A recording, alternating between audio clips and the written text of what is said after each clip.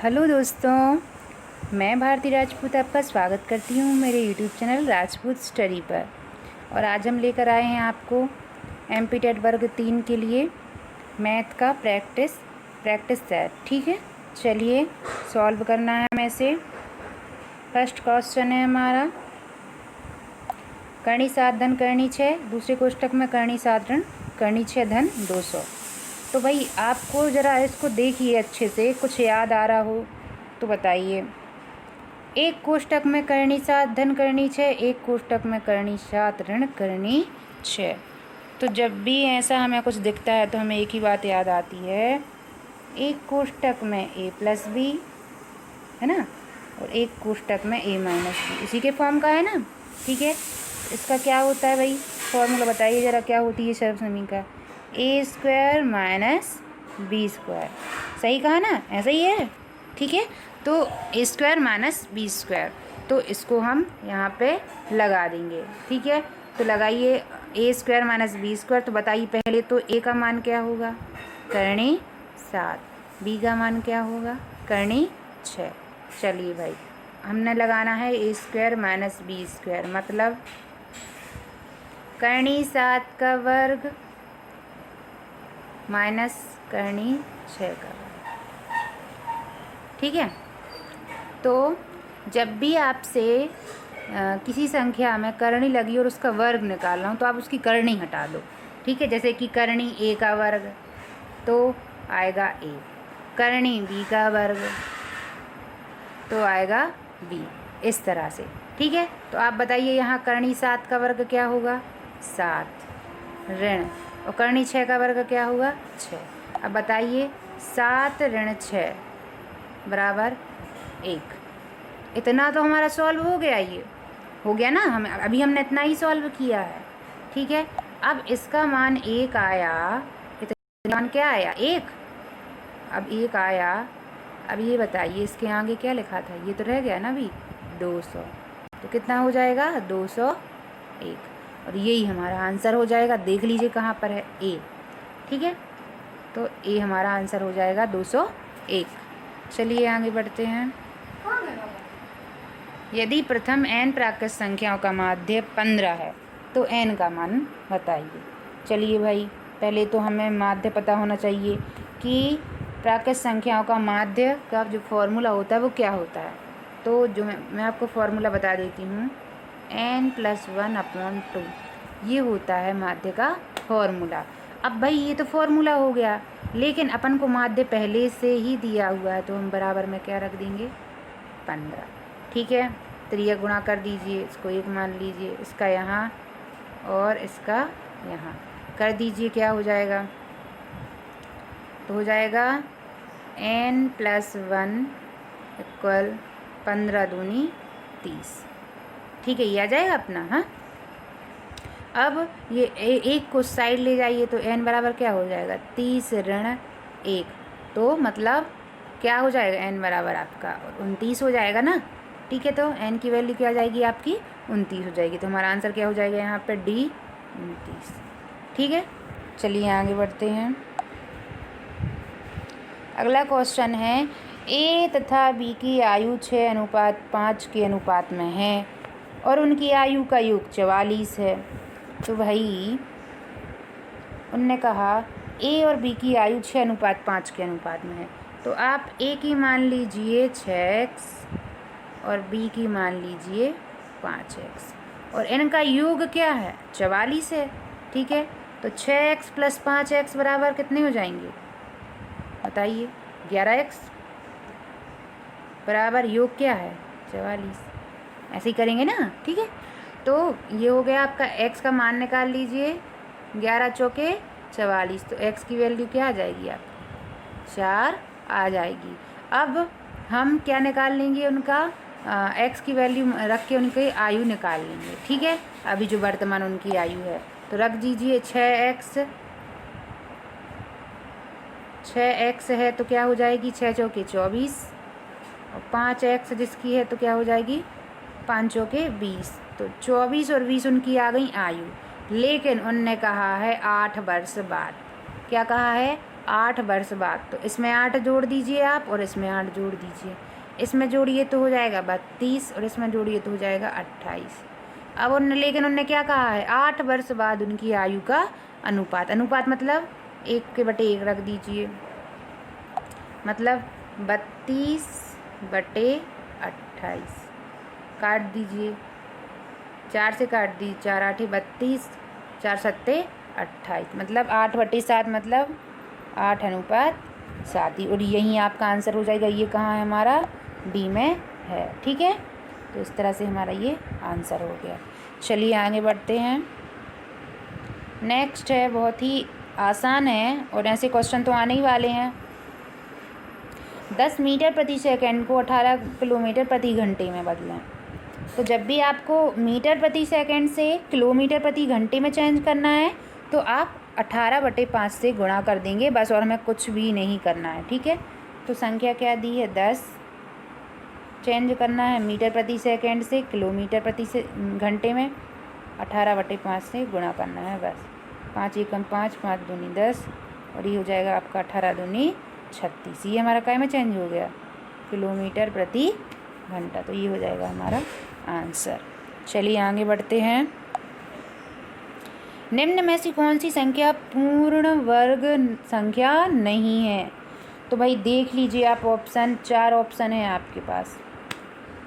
चलिए मैं आपको बता दूं, जब भी किसी संख्या के लास्ट में 4 नंबर है आपको याद रखने हैं, 2 3 7 और 8, ये 4 संख्याएं आपको याद रखनी हैं। अगर किसी संख्या के लास्ट में 2 3 7 8, ठीक है, अगर ये है तो वो वह पूर्ण वर्ग नहीं है। अब आप देख लीजिए इनमें से किसी में अगर ऐसा है तो इसमें तो नहीं है, इसमें है, इसमें नहीं है, इसमें नहीं है, सिर्फ यही संख्या है ये बी जिसमें 8 है। तो भाई 8 वाली आपकी पूर्ण वर्ग नहीं होगी। तो इस तरह से हमारा आंसर क्या हो जाएगा, बी हो जाएगा। ठीक है, आप याद रखिए इकाई अंक में 2 3 7 8 नहीं होना चाहिए। ठीक है, चलिए आगे बढ़ते हैं। एक परीक्षा में 94% छात्र उत्तीर्ण हुए तथा 43 छात्र विफल हुए, कितने छात्र सम्मिलित हुए। तो भाई बहुत ही आसान है, बस एक बार आप अच्छे से ध्यान से देख लीजिए। 94% छात्र उत्तीर्ण हुए। अब ये बताइए अगर पास 94% हुए हैं तो कितने परसेंट फेल हुए कहलाए, 6% है ना, 6% फेल हुए कहलाए। अब ये 6% फेल हमने निकाला कि 6% फेल हैं और एक तरफ ये कह रहे हैं कि 33 छात्र फेल हैं। इसका मतलब क्या हुआ, ये 6% की जो वैल्यू है वो 33 दी हुई है। बस हमें इसी से काम करना है अपना। तो हम 6% बराबर क्या रख देंगे, 33 रख देंगे, है ना। तो क्या हो जाएगा, 6/100 बराबर 33। अब इसको पलट दीजिए, इसको इस साइड ले आइए, 100/6 काट दीजिए, 3 दूनी 6 और ये 11 बार। तो ये आपका हो जाएगा 11/2 × 100, ऐसा आ जाएगा ना। अब इसको काट दीजिए फिर से, 50 का गुणा 11 में कर दीजिए, 11 × 50 कर दीजिए, 0 11 पौने 55। तो ये हो गया आपका 550।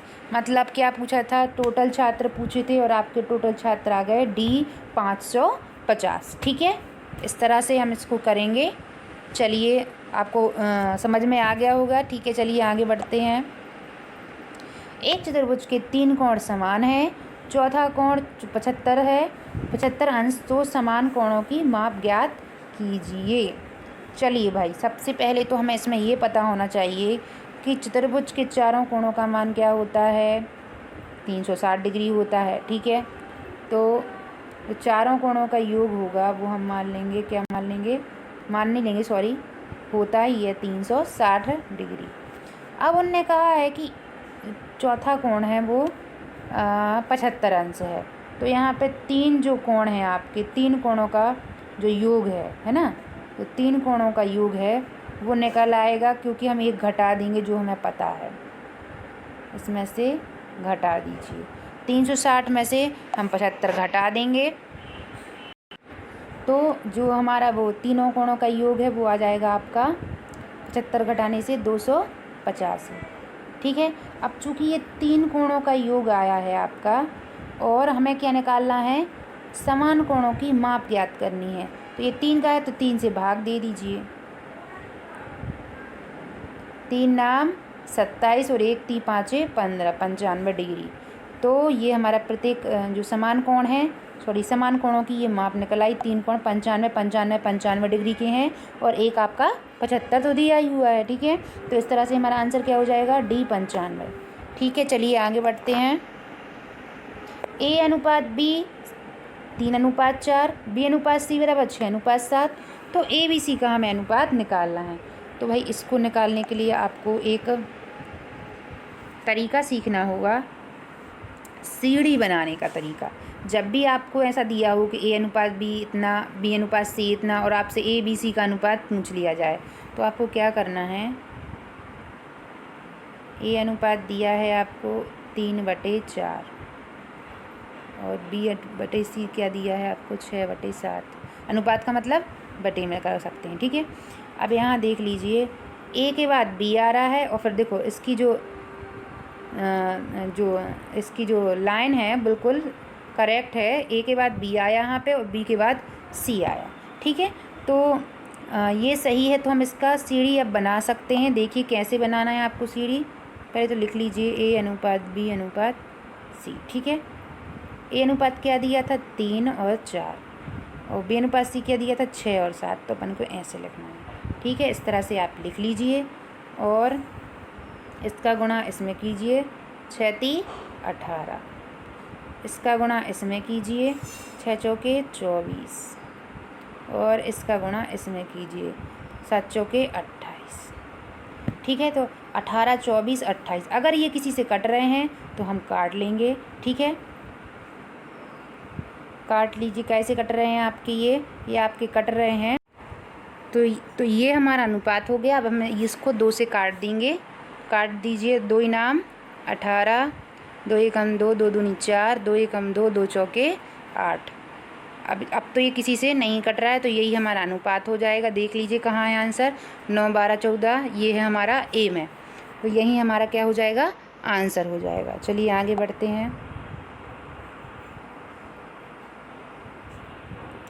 अगला क्वेश्चन है, किसी परिमेय संख्या का हर उसके अंश से 8 अधिक है।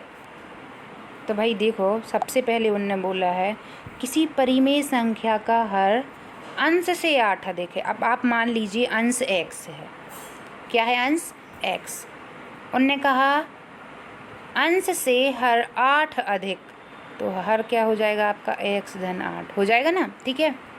यदि अंश को 17 तथा हर को 1 बढ़ा दें। अब मान लीजिए n ने कहा अंश को 17 बढ़ा दो तो हमने 17 जोड़ दिए और हर को 1 बढ़ा दो तो हमने x धन 8 धन 1।